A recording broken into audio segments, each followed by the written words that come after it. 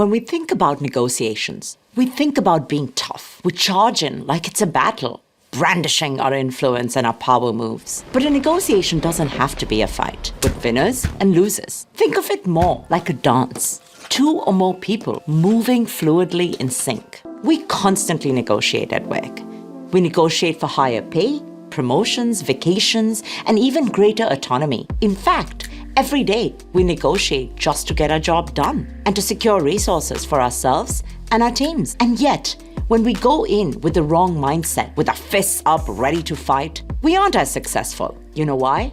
Because negotiation is not about dominating. It's about crafting a relationship, and relationships thrive when we find ways to give and to take and move together in unison.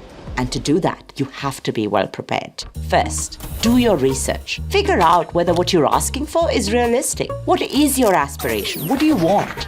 And what will make you walk away from the table? This might seem obvious, but too many people don't think it through.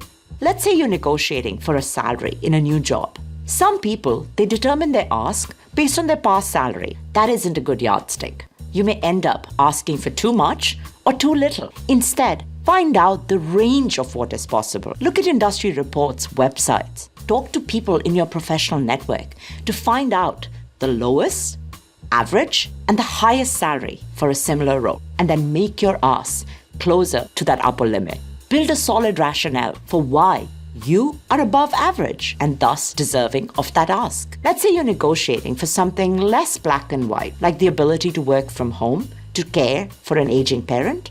You need to study your company's policies on remote work. Ask yourself, when and why were these policies developed in the first place? Talk to trusted mentors to understand how working from home might affect issues that aren't on your radar. And think about how changing to working from home might actually affect others in your team. In fact, make a table summarizing the parts of your job that can be done remotely and the parts that require face-to-face interaction.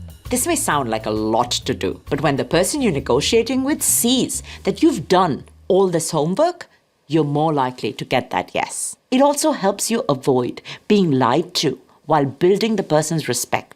Second, prepare mentally for the negotiation.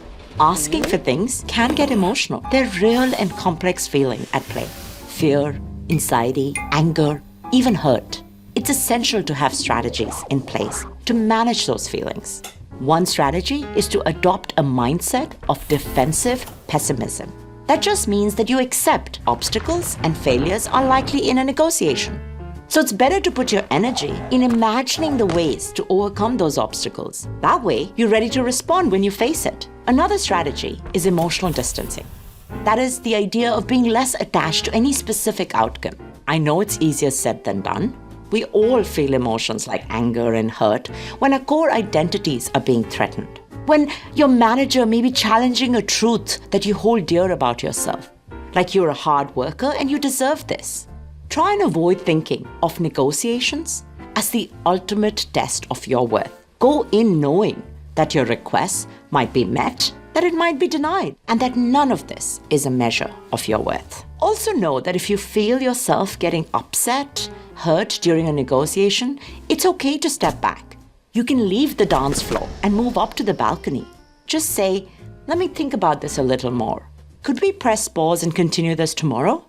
The third and the final way you can prepare for negotiations is by putting yourself in the other person's shoes, taking the time to anticipate the other's needs and challenges.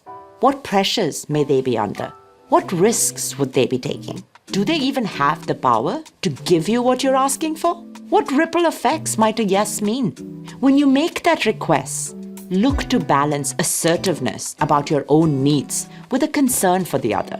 As you lay out your case, use phrases like, I'm asking for this because I know it's good for my team, that I want to achieve X and Y goals, and I know this is what will enable it. Arguments like that show that you are ambitious, you know what you want, but you also care for others.